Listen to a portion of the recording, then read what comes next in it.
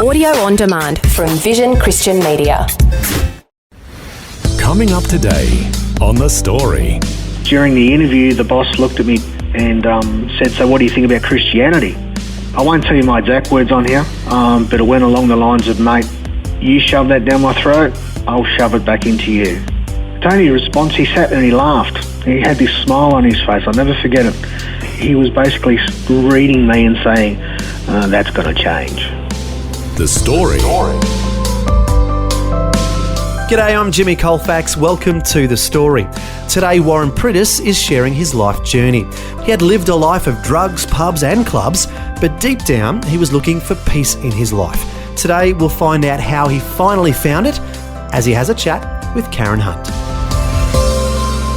Where were you born and bred, and what was life like for you as a little tacker? Grew up in Bankstown, Western Sydney. Please don't hold that against me.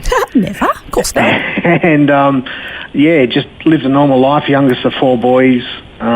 We grew up in a very normal family, but it was a very hard family. What does normal look like? Mother and father still together after 40-something years until Mum passed away a couple of years ago. Respect, respect your elders, don't speak until you're spoken to, all the things that the kids today don't learn. That's what we grew up with. And then if you didn't get the right answer or you told a lie, you got the belt, you got the strap. Plus with three other brothers, if you told the truth, and then they'd get hold of you and have a go at you as well.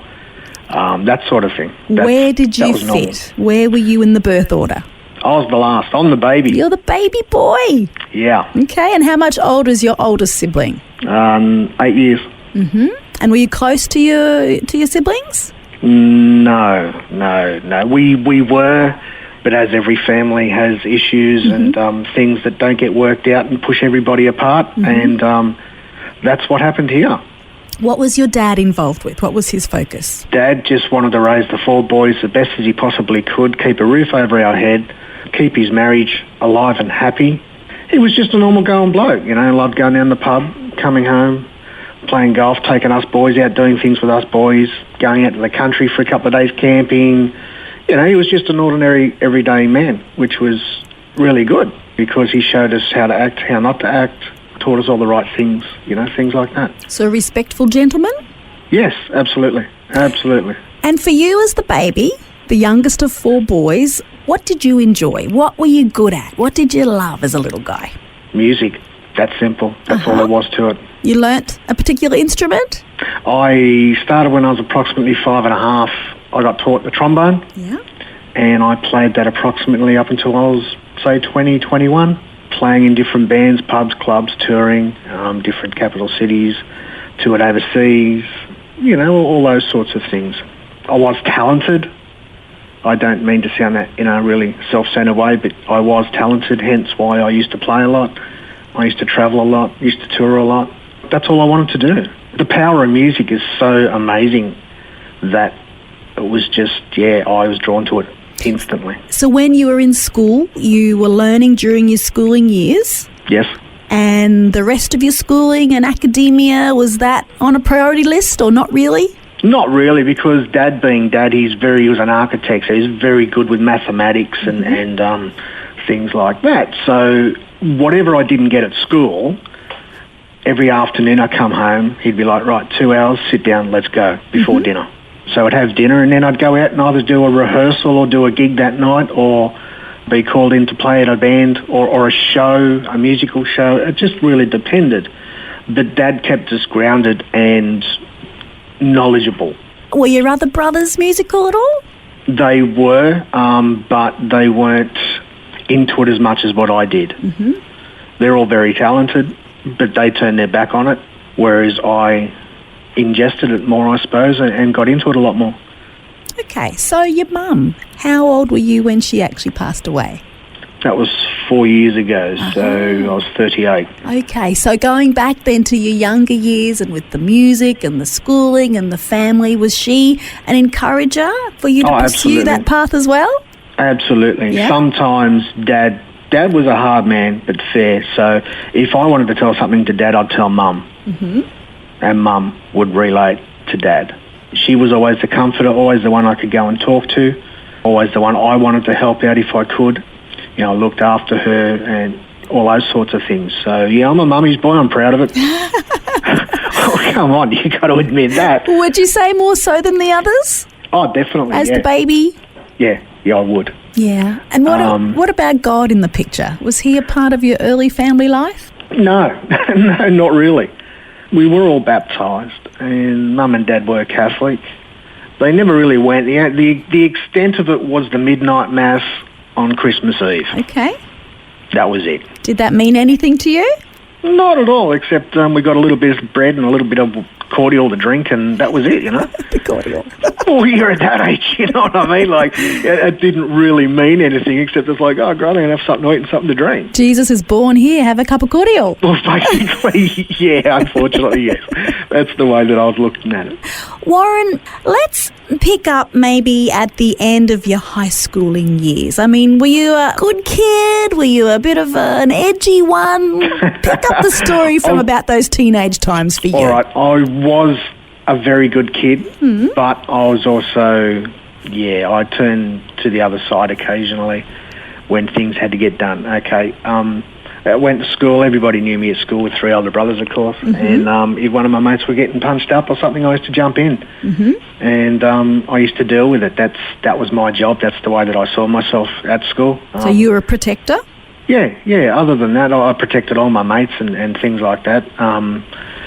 What I was doing, what I didn't realise was I was growing up with a chip on my shoulder and the monkey on my back, and this was just adding all to it. So I didn't realise that I was going down that path, but it just used to have a lot of fights in and out of school. That was, on a Saturday morning, the local park sort of thing, or out the front, the house and the street. So your self-esteem obviously was affected. Oh, totally. Yeah? My trust. I don't have trust. Yeah. I'll get into that further, but that's the glory of God. That's what he's done for me now. But back then, I had no trust. I didn't trust anybody at all. Not even my brothers. I trusted my mum and dad. That was about it. But everybody else, no. So trust, so confidence, and really that was a self-protective measure, wasn't it? That's correct. That's why I become so good with music. Yeah. Because that side of it made up for what was really going on inside. And I didn't want to go down to the drugs, jail, fighting that sort of side of it. So I tried to stay into the music and dig myself deeper into the music, which I did, but then drinking and drugs started becoming part of that lifestyle. And that just led from one thing to another. I used that to try and hide the monkey and to deal with my issues. You mentioned about travelling overseas with the music. Was that a key part of that time in your life as well? Not really. I didn't see all the touring and all the travelling as a key part. I just looked at that as something I had to do to get my fix to play music. So all the stuff that I did, I look back on it and go, well, yeah, okay. So I've worked with some of the best musicians in Australia around the world, and it was just something I had to do my craft. It didn't matter where it was or who it was with, as long as I got that fix playing music. Can you think of one particular highlight in those musical years? Certainly playing at Chrissy Airfield in San Francisco on the 4th of July to approximately 160,000 people. Things like that. That was the pinnacle, I suppose you could say that. So that would be an absolute highlight? Any other particular one? Yeah? Oh, there's quite a few of them. Like, I've worked in the rock and roll scene too, and a lot of people I grew up listening to and putting up on a pedestal growing up musically, I got to work with personally.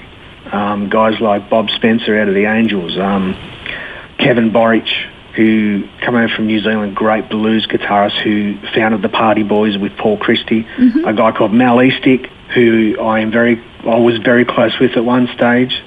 He used to play in Jimmy Barnes's band when he left Chisel, and he also started another band in the 70s called Stars. I've worked with Susie Quattro, the Party Boys, who was Angry Anderson from Rose Tats. You name it. They're all pinnacles as well, but not as good as what San Fran was. And in all of this, you're playing trombone, yeah? Yeah, that's right, yeah. Fantastic. I mean, a great instrument, but yes, definitely a rock and roll scene through and through, hey? Oh, it was. But I also, in the meantime, taught myself, working with all these great musicians, you learn a lot of things. So I taught myself guitar during those years as well. Mm-hmm. And, that's now my main instrument. I've stopped playing the trombone due to having brain surgery and things like that. And so, I've stopped playing that and now I play the guitar.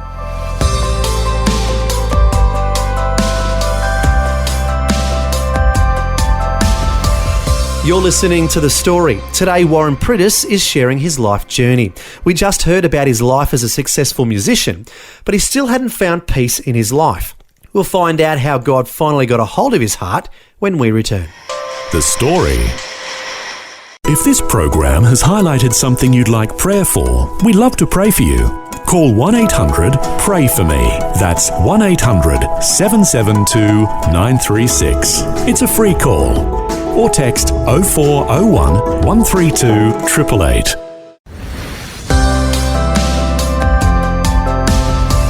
Hi, I'm Jimmy Colefax, and this is The Story. We're continuing with Karen Hunt chatting with musician Warren Priddis. Before the break, we heard how even though he was having success in the entertainment industry, he still knew there was something missing in his life. Next, we'll hear how he finally finds what he's looking for all along after he starts a new job.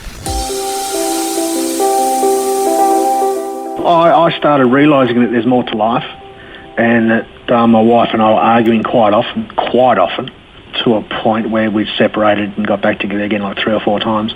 What I realised was the thing that was missing wasn't the drugs, wasn't the drinking, wasn't the sex, wasn't anything except peace. And that's what I wanted. I wanted peace in my life, something I'd never ever had. Mm-hmm.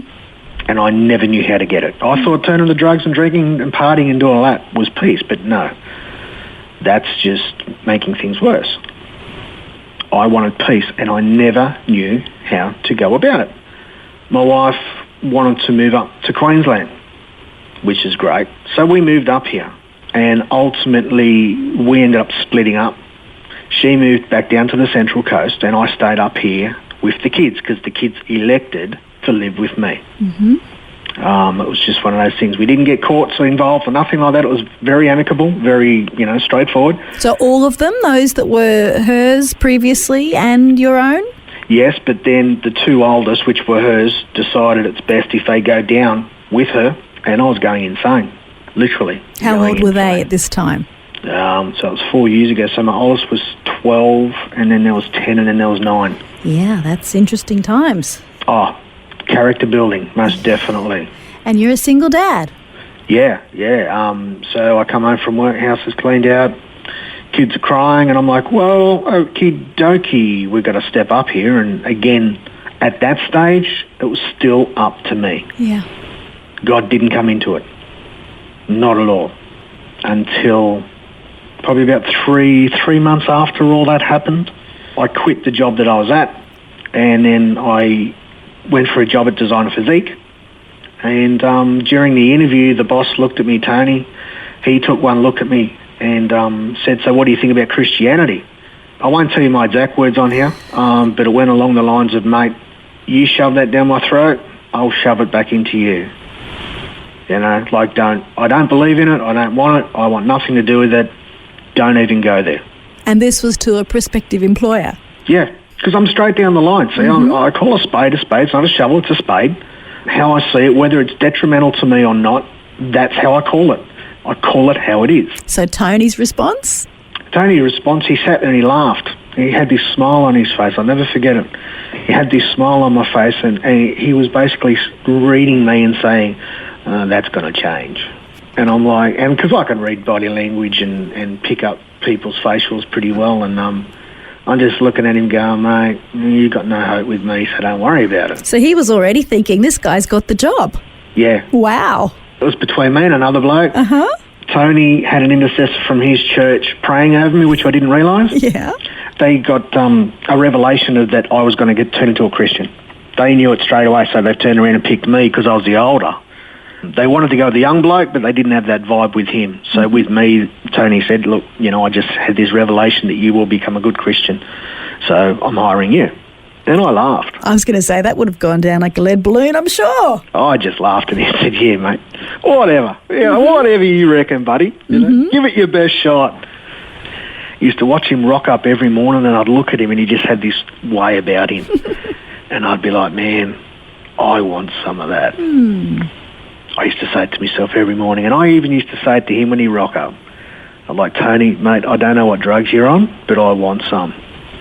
And he'd just laugh at me and walk off. It was just how it worked out, you know. Like, I come in here, I start working in here. It's a Christian company. Everything's going great. I'm just like, no, I don't want a bar of it. I don't want anything to do with it. I'm fine. You know, I was still going home and doing all the wrong things that I shouldn't be doing. That was my life until the first time the kids went away to their mother's place. And that's when it all changed for me. This new boss of yours, a very brave man to employ you in the first place, he knew that your life was about to turn around for the good. I've been working here for a couple of months and the kids had to go down to the ex-wife's place for holidays. So here I am at home by myself, first time, going insane. I can't put it any other way. I was just at the wit's end. I wasn't drinking, I wasn't doing anything. It was like 2 o'clock in the morning. I get out of bed, I pace the house and my mind is just in turmoil. Physically, I'm stressed out, I'm so angry, I'm hating everything at the moment. And I started talking through an old friend on Facebook that I hadn't caught up with for like 12 or 13 years. We used to bash around together and do all things down there together and, you know, we had a history. I hadn't spoken to him for so long, but I got his number and it was like 2 o'clock in the morning and I'm like, he goes, ring me anytime if you need me. So I rung him and he's like, what's going on? And I told him and he starts laughing at me. And I'm like, mate, you keep on laughing at me. If I could grab you by the throat down the end of this phone, mate, I will, you know. And he just starts laughing at me even harder. And I said, what are you doing? He goes, repent. I said, what's that, a swear word? He goes, no, repent. I said, what? He goes, talk to the Lord. And I laughed at him. I said, you're an idiot. He goes, no, you want peace in your life, talk to the Lord. I said, so let me get this right, mate. It's 2 o'clock in the morning. I'm prancing the house. You want me to talk to nothing that's no one's here, to anything, and you want me to talk and apologise? He's like, try it. And well, the moment I did, the peace, and I mean, you could hear a pin drop. It was so quaint and so quiet. I stood in the kitchen and I bawled my eyes out. Because what I'd been looking for 15, 20 years, all I had to do was open my heart to the Lord and repent and ask for his forgiveness. And man, that was my most experienced, life-changing time ever. What was your concept of who this Lord is or was? Or I didn't, because at that time it wasn't about him still. It was about me. Yep. I had to get the peace in my life to continue to help raise my kids and do the right thing by my kids and just become a better all-round bloke. Because, like, I was a good bloke back then, but I was hard, you know, a bit of a mongrel, but I was hard, but I was fair, you know? And I didn't want to be that bloke. I wanted to be me. That was all the years of the drugs and everything, taking the fighting, the pressure, the whole lot. That's not who I was. That's not who my parents raised me to be. And I just wanted that peace. I wanted to be who my parents knew. So your heart softened. It's the early hours of the morning. Yep. You allowed yourself to open up, to free up, to confess, to unpack. Yep, everything, all of the above. Yeah.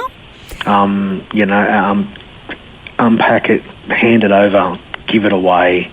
It was just all this baggage and baggage and baggage that I had to get rid of. And was your friend still on the other end of the phone? Absolutely, he was. Yeah? Yes, yeah, he was. I had the phone on loudspeaker and he was praying over me while I was repenting, and him and his wife went into tongues to help cover me and to help me through it as well. And the peace that I found was just phenomenal. I had spent hundreds of thousands of dollars trying to find that. And it was as simple as opening my heart to the Lord and repenting and just saying, I'm sorry. Can you forgive me? Yep. How did the journey continue from there? Oh, well, it was quite funny actually, because after that, when the kids come back, I didn't tell them anything. They're just like, Dad, you seem a lot more quiet. You seem a lot more calm. Mm-hmm. I'm like, yeah, well, I'll fill you in one day when I understand it. So that night I took them down to Macca's, walking into McDonald's, and my oldest daughter runs up and hugs this bloke. And I stood back and I sized him up and down. I looked at him and I said, mate, what are you doing? Who are you? He puts his hand out, he going, Wilson Marsh, blah, blah, blah, who had a big help in my story. And he looked at me and goes, oh, you must be Warren. I said, yeah. He goes, mate, you're an inspiration. And he shakes my hand again. He goes, you are an absolute inspiration of what you've done to these kids so far by yourself and how you're holding it together. And that blew me away, because when I grew up, man, I'm used to the knives in my back, and I'm used to everybody wanting something for something. Mm-hmm. So that's how I grew up. That's what I used to work under the whole lot. And I stood down and looked at him and I said, so what do you want? He laughed at me and goes, nothing. And I said, oh, okay. He goes, oh, you're good at playing music? I said, yeah. He goes, I'll come over for a jam. I said, yeah, I'll do that. I said, what music do you play? And he's like, oh, soul. And I looked at him and I said, oh, yeah, that'll be pretty easy, mate. He goes, Wilson Marsh, Christian, and shakes my hand again. And I looked at him, I'm like, you go to church? He goes, yeah. He goes, why don't you come along? I said, I think I might, actually. Just like that. And the kids all look at me and said, are you serious, Dad? I'm like, yeah. So I gave him my number. He texted me through the address for Church One. And, well, that was four and a half years ago, and I'm still there. Warren, God bless you. Thank you so much for being willing to share your story with us today. I've been chatting with Warren Priddis from Helensvale, the northern end of the Gold Coast. God bless you, Warren. Wish you well. Thank you, Karen. Bless you too. Bye-bye. That was Warren Priddis sharing his life journey with Karen Hunt. As we heard, he has come a long way in trusting God and now experiences a tremendous peace in his life. As the Bible says, tell God what you need and thank him for all he has done. Then you will experience God's peace, which exceeds anything we can understand. Well, thanks for joining us for Warren's story. I'm Jimmy Colefax, encouraging you to share your story with someone today. Thanks for taking time to listen to this audio on demand from Vision Christian Media. To find out more about us, go to vision.org.au.